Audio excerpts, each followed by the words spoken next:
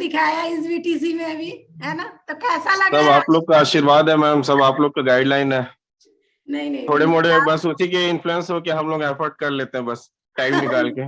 वो तो बहुत सही बात है, लेकिन कहीं ना कहीं आपका एफर्ट, आपका स्ट्रगल, आपकी मेहनत ही सब रंग लाई है। तो इन 21 दिनों में और क्या बदलाव आए आप में जो पहले नहीं थे?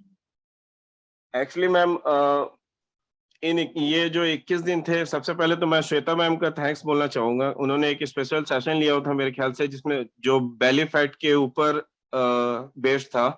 तो लिटरली सिंस लास्ट 7 इयर्स में मुझे पहली बार ये पता चला कि मैं किस तरीके के फैट से सफर कर रहा हूँ। तो मुझे मेरे फैट को रिकॉग्नाइज करने में आसानी हुई, जिससे तब मुझे पता चला कि नहीं, मेरी स्ट्रेस वैली है सिंस लास्ट 14 इयर्स से, जो स्ट्रगल्स बेसिस जो लाइफ चल रही है।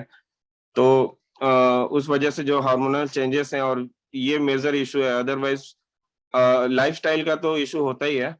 लिटरली मेरी जो आपकी कम्युनिटी ज्वाइन करने के पहले जो मेरी हालत थी, बहुत रेयर टाइप की थी।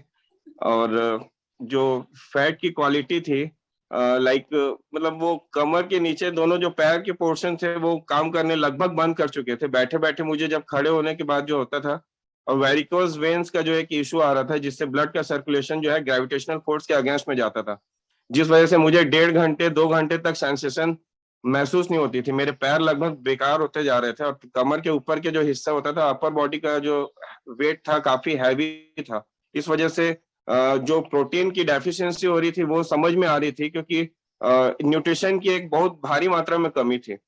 बट मैं किसी भी कंपनी के न्यूट्रिशन को या सप्लीमेंट को इस वजह से एक्सेप्ट नहीं करना चाहता था, क्योंकि आजकल के सप्लीमेंट कई कंपनीज के आते हैं जिनका कोई वो नहीं होता है कि किस तरीके से बॉडी को हार्म करेंगे।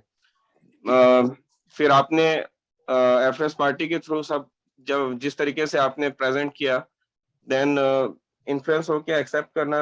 एक बार मैंने भी सोचा कि चलो भाई एक बार लेके देखते हैं क्या है, सबको तो बोलते हैं। फिर जब मॉलिक्यूलर लेवल पे जब न्यूट्रिशन गया प्रॉपर वे पे, पहले तो डिटॉक्सिफिकेशन की प्रोसेस हुई बॉडी में, एंड जब टॉक्सिन्स बाहर निकलने शुरू हुए तो बॉडी में चेंजेस चालू हो गए।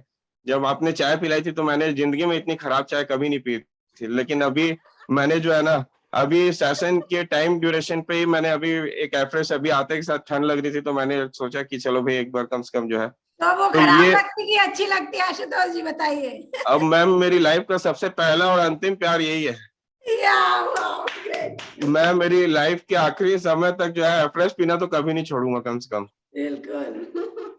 यानी मैंने अच्छी चीज और जो पिलाई। मेडिकली भी जो क्रिटिकल कंडीशंस थी, कई सारे हार्ट में जो मींस हार्ट की दवाइयां चलती थी रेगुलर बेसिस पे, डायबिटीज की दवाइयां चलती थी, हाई ब्लड प्रेशर्स की दवाइयां चलती थी, वो सारी चीजें लिटरली जब मॉलिक्यूलर लेवल पे जब जाना चालू हुआ फ्यूल, जब तो फिर मेडिसिन फ्री लाइफ होनी चालू हुई। फिर चीजें धीरे से ऑप्टिमम होनी चालू हुई, एंड स्किन की क्वालिटी भी काफी खराब थी लिटरली।